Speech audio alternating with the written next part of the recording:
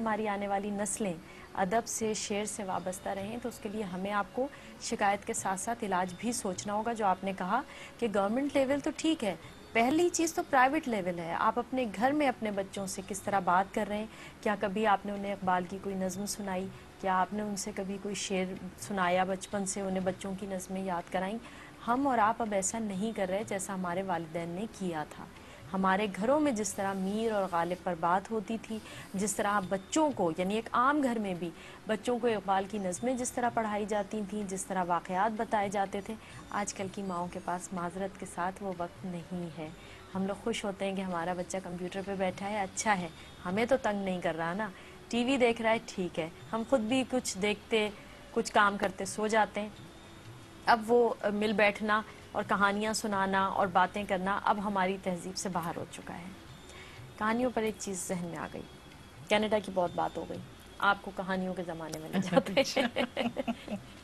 وہ دور کے جب آپ طالب علم جی اور ظاہر ہے کہ کراچی یونیورسٹی میں آپ علم حاصل کر رہی ہیں, اس زمانے کی یادیں, اس زمانے کے لوگ, اور ریڈیو پاکستان سے آپ کا تعلق جی رہا, بزم بالکل. طلبہ سے, اور اس میں وہ جو ایک مشاعرہ ہوا تھا فی البدی جی طرح جی مشاعرہ, اور فی جس میں آپ البدی کو انعام بھی ملا تھا, اس کا ذکر ضرور کیجیے گا تاکہ ہمارے ناظرین تک بھی پہنچے کہ وہ کیا ہوا تھا. وہ بس ایسا ہوا تھا کہ ایک اس زمانے میں بڑی دھوم دھام سے تو اس کو احتشام سے جشن طلبہ منایا جاتا تھا. تو اس میں ہفتہ طلبہ کے سلسلے میں کالج کی طرف سے, ویمنس کالج کی طرف سے میں نے اٹینڈ کیا تھا وہ مشاعرہ, جی جی اور اس میں اپنی نظم پڑھی تھی انسان. ٹھیک. تو اس میں نقاش کاظمی صاحب تشریف لائے تھے کراچی یونیورسٹی کی طرف سے, ان کی بھی نظم تھی. تو ان کو فرسٹ پرائز وہ بھی ملا تھا. طالب علم تھے ہاں اس وقت؟ وہ میرے خیال, ہاں جی اس وقت وہ ٹھیک. تھے طالب علم. تو ان کو فرسٹ پرائز ملا تھا اور مجھے تھرڈ پرائز ملا تھا ٹھیک. جشن طلبہ میں. تو اب اس کے بعد کچھ مشاعرے ہوئے اور مختلف مشاعروں میں نے شرکت کی. پھر ایک دن جب ہم لوگ ایک مشاعرے میں شرکت کی غرض سے اپنی غزل تیار کر کے لے گئے, تو وہاں پہ یہ پتہ چلا کہ وہاں پہ فی البدی مشاعرہ ہوگا. تو انہوں نے ایک مصرعِ طرح دے دیا جس پہ ہمیں 3 گھنٹے میں اپنی غزل تیار کر کے سنانی تھی. بہت خوب. تو اس میں پروین شاکر صاحبہ بھی تھیں, میں بھی تھی, اور بڑی بھگدڑ مچی تھی, سارے لوگ بھاگ گئے تھے فی ہاں البدی جن کو پکڑنے کی دودھ کا غرض سے, دودھ اور پانی کا ہاں پانی ہو گیا جال تھا. بچھایا گیا تھا جن کے لیے, وہ لوگ فرار ہو گئے تھے اور پھر کبھی نظر بھی نہیں آئے. اچھا, ہاں پھر کبھی کسی یعنی مشاعرے میں بڑی نظر بات نہیں ہے آئے. بھائی کہ اتنی شرم تھی ان لوگوں میں. پہلے تو ہوا کرتی تھی نا. بہت اچھی بات کہی. ہمارے ساتھ ایک ہمارے وقت کے لوگوں میں ہوا کرتی تھی. ہمارے ساتھ ایک کالر موجود ہے, ان کو شامل کرتے ہیں. السلام علیکم. وعلیکم السلام. جی, کون صاحب ہیں ہمارے ساتھ بزم شاعری میں؟ سید فرید حسین بات کر رہا ہوں میں کراچی سے. کون صاحب؟ سید فرید حسین جی کراچی فرید سے. حسین صاحب, کیا کہنا چاہیں گے؟ میں یہ آپ کی جو گفتگو چل رہی ہے بہت اچھی ہے. اس میں جو ہمیں جو زور دینا چاہیے, جو اس وقت حالات چل رہے ہیں ہمارے ملک میں, اس میں ہم زیادہ تر جو ٹی وی پہ جو چیزیں ہم دکھا دیتے مار داڑ اور یہ چیزیں ختم کریں. ہم ادبی جو پروگرام ہے, جیسے آپ کا میٹرو کو ایک بہت بڑا اعزاز حاصل ہے جی کہ آپ کا جو پروگرام ہے وہ ایک ادبی ماحول بناتا ہے. بے لیکن یہ شک. کہ اس میں ساتھ ساتھ میں یہ کہنا چاہوں گا کہ اسکول اور کالجز میں جو طلبہ تنظیموں میں یا اس میں جو کوئی کمپٹیشن ہوتی تھی, کوئی کمپٹیشن وغیرہ, یہ جو بیت بازی کے مقابلے, تو اس سے ایک ماحول بنتا تھا بالکل. اور اسی سے آگے ادب جو ہے ادب پروان چڑھتا ہے. جبکہ ہمارے جیسے ابھی آپ نے بات کی امرین کے, جو آج کل جو اسٹوڈنٹ ہیں یا بچے جو ہیں وہ نیٹ پہ اور کمپیوٹر پہ بیٹھ کے سب کو سمجھتے ہیں کہ ہم نے بہت بڑا, ان کے ماں باپ بھی بڑے خوش ہوتے ہیں. تو ہماری غلطی یہی ہے کہ ہم بچوں کو اپنے اس طرف راغب نہیں کرتے. بالکل. اور یہ جو بھی شاعرہ جو آئی ہیں کینیڈا سے, یہ بھی ظاہر ہے اسی جو ہمارا جو پہلے ماحول ہوتا تھا, یہ ادبی ماحول ہوتا تھا. کچھ بچوں کو کتاب ہاتھ میں دیتے, بچوں کی کہانیاں ہی پڑھاتے تھے انہیں, یا پھر اس کے بعد نظمیں یا غزلیں یا کچھ ایسے ماحول ہوتے تھے, مشاعرے ہوتے تھے چھوٹے چھوٹے, وہ سارے ختم ہو گئے. ایون بے شک. لائبریریز ہماری جو تھی ویران سرکاری ہو گئے. سطح پہ یا جو پرائیویٹ لائبریریز تھی وہ ختم ہو گئی. وہ ماحول سارا ہمارے یہاں جو था वो सब खत्म होगा। उसके लिए हम सबको मिलकर कोशिश करना चाहिए। बिल्कुल, बहुत बहुत शुक्रिया। यकीनन आपने बड़ी संजीदा और अहम बात कही है, और हमारे तमाम नाजरीन जो आपकी बात सुन रहे थे उन्हें इससे बहुत कुछ सीख लेना चाहिए, और हम सब मिलकर कोशिश करेंगे तो कुछ हो सकता है। अपने अपने तौर पे हम और आप सोचते तो बहुत कुछ हैं, लेकिन जब तक अमल नहीं होगा सूरत हाल बदलेगी नहीं। जी, हम बात कर रहे थे उस मुशायरे की, उसमें आपको जी। भी मतलब आप भी मौजूद हाँ, रही मैं भी और मौजूद थी और मेरी भी गज़ल को बहुत सराहा गया था, और बहुत खूब। परवीन शाकिर भी थी, और कई लोग जो अब बहुत मशहूर शायर हैं, अब उनके नाम याददाश्त में वो सारे नाम तो नहीं। चले, मतलब ये दो नाम तो हाँ, आपके जहन में रह जी गए, जी। और अच्छी बात है। वैसे अब ऐसे मुशायरे होने चाहिए। हाँ बिल्कुल, मैं तो अब ज़्यादा समझती होने हूँ। जी बिल्कुल, अब ज़्यादा होने चाहिए। बिल्कुल। अच्छा, ये बताइएगा कि एक अदबी सूरत हाल आपने देखी पाकिस्तान की, उसके बाद आप कनाडा गई, वहाँ की देखी। अब जब पाकिस्तान वापस आना हुआ, क्या फ़र्क महसूस हुआ वहाँ की अदबी सूरत हाल में और पाकिस्तान की पहली और अब की अदबी सूरत हाल में? और जो तब्दीलियाँ आईं वो कुछ मुस्बत लगीं या मनफी तब्दीलियाँ ज़्यादा महसूस हुई? कुछ मस्बत भी हैं, कुछ मनफी भी हैं। ग्रोह बंदियां बढ़ गई हैं अदब में। अच्छा, कनाडा में आपको नजर नहीं आ रही गुरोबंदियां, और पाकिस्तान मैंने में आपको बताया देखेंगे ज्यादती है। वहाँ का कयाम इतना अभी तवील नहीं है जितना जिंदगी का अरसा मैंने यहाँ गुजारा है, और जिस तरह यहाँ से मेरी यादें वाबस्ता हैं, सही। वो वक्त तो अभी बहुत ही मुख्तसर वहाँ वक्त गुजरा है। तो वहाँ तो अभी समझिए कि अभी हम सतही बेस पर उलझे हुए हैं हम। सही। और पाकिस्तान के अंदर भी अब मैं देख रही हूँ रिवाज तो अदब का बढ़ा है, लेकिन कनाडा में मैं आपको बताऊं कि उर्दू की तरवीज और तरक्की के लिए बड़ा काम हो रहा है। वहाँ पे उर्दू स्कूल कायम किए गए हैं। स्कूलों में मेरी अपनी बच्ची ने उर्दू का सब्जेक्ट लिया था, उसके क्रेडिट्स मिले हैं उसको। उर्दू की टीचरें वहाँ पे पढ़ा रही हैं एज अ लैंग्वेज। वहाँ पे उर्दू को बड़ी, यानी नशर व इशाअत की बड़ी सहूलत है वहाँ पे। लातादाद उर्दू अखबार निकलते हैं, बहुत सारे रिसाले हैं जो कि सबको मुफ्त दस्तयाब है। वहाँ दुकानों में यूं ही रखे होते हैं, अब जिसका दिल चाहे उठाए और पढ़े। अगर पढ़ना है तो उसके लिए कोई पाबंदी नहीं है। और मेयार भी मैं कहती हूँ बहुत अच्छा तो नहीं है। पाकिस्तान जैसा अदबी मेयार अगर नहीं है उन रिसालों का तो बहुत बुरा भी नहीं है। तो कुछ तब्दीलियाँ तो आहिस्ता आहिस्ता आ रही हैं वहाँ भी, और पाकिस्तान में तो खैर माशाल्लाह जिसको देखिए वो शायर।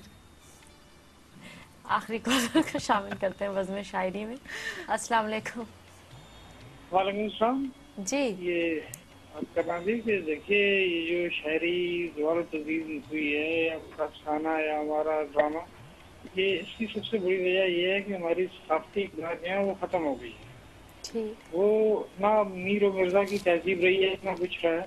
अब हमारा बच्चा जो है वो सीधी बात है कि अपनी बुक में रानी मुखर्जी की तस्वीर वो जरूर देख रहा होता है, वो मिर्जा गालिब का दीवान नहीं पढ़ रहा होता। सही। वो आज के जो यंग हमारे वो तबका है वो भी नेट पे बैठा हुआ होता है, किसी को इतनी फुर्सत नहीं है। कौन गाले, इंशा, जुर्रत, नासिर, आतिश, ये तो खैर उनके तो कोई नाम ही नहीं जानता। कल दौरे हाजिर में भी अलमिया के फैज साहब, ये सूरी मुनीर न्याजी साहब एक आखिरी निशानी थे, अभी चले गए, किसी को पता ही नहीं कौन मुनीर न्याजी।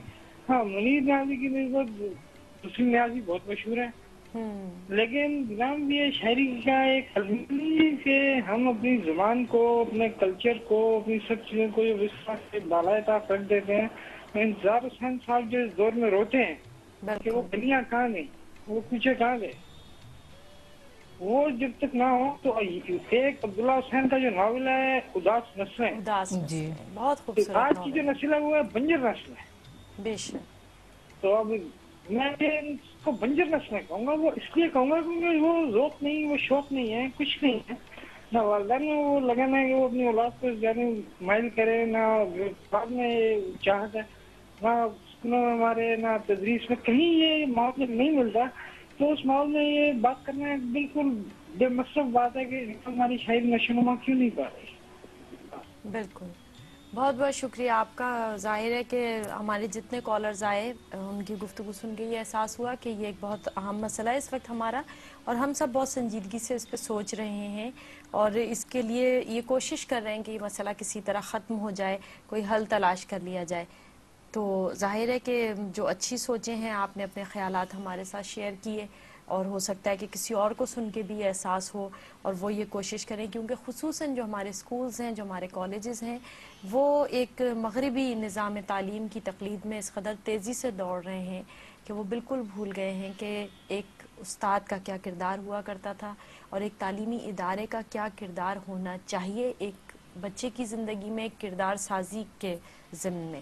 تو یقیناً ہمارے تعلیمی اداروں کو بھی اس پہ سوچنا چاہیے، اور ہمیں اور آپ کو تو سوچنا ہی ہے، اس لیے کہ یہ بچے جو آپ نے کہا کہ جن کی تصویر اپنی کتابوں میں رکھ رہے ہیں، تو ظاہر ہے کہ وہ تصویر لے کے تو وہ پیدا نہیں ہوئے ہیں، اس تصویر تک وہ کیسے پہنچے، یہ ہمیں اور آپ کو سوچنا چاہیے۔ جی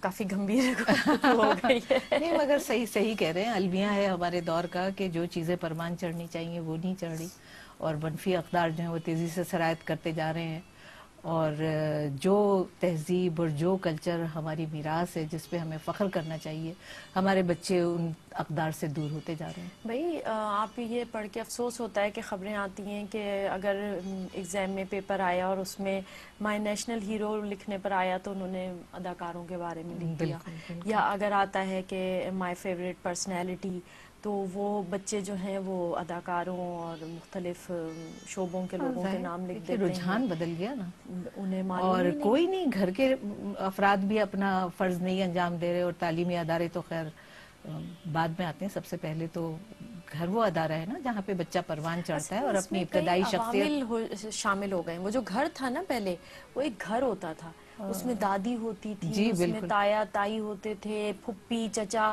اچھا اب وہ بچہ کئی لوگوں کی گودوں میں پل رہا ہوتا تھا، اور ہر شخص اپنے آپ کو کیریکٹر بلڈنگ کا ذمہ دار سمجھتا اچھا تھا اب بچے وہ کی۔ آپ کو کبھی بچے کو نہیں کہنا پڑتا تھا کہ نماز پڑھو، وہ دیکھ رہا ہے کہ دادی نماز پڑھتی ہیں، صبح اٹھ کے قرآن شریف، اچھا آپ کو فکر ہوتی ہے کہ بچے کو اسکول میں داخل کرنا ہے، آپ لکھ کے رکھ لیں کہ ہمیشہ دادی کو فکری ہوگی کہ اس کا قاری کب لگاؤ گے، اس کا سپارہ کب شروع ہوگا، تو وہ جو ہے نا وہ ایک متوازن شخصیت بنتی تھی۔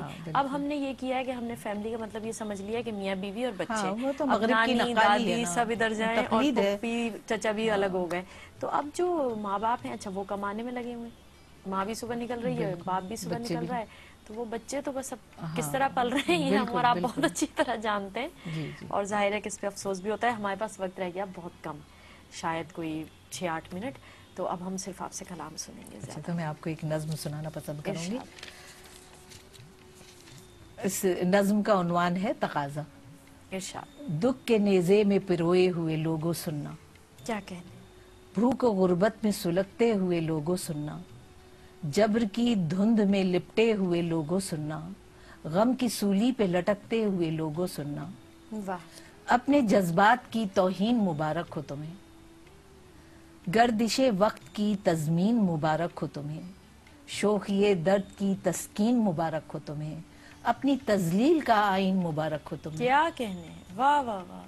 شوخی درد کی تسکین مبارک ہو تمہیں، اپنی تذلیل کا آئین مبارک ہو تمہیں، کیا کہنے؟ عزلت درد کی ہر ایک تڑپ پھر سے سہو، تان و تشنی کی بے درد صلیبوں پہ چڑھو، عزلت درد کی ہر ایک تڑپ پھر سے سہو، تان و تشنی کی بے درد صلیبوں پہ چڑھو، تارک شہر وفا ترک تمنا بھی کرو، واہ۔ تارک شہر وفا ترک تمنا بھی کرو،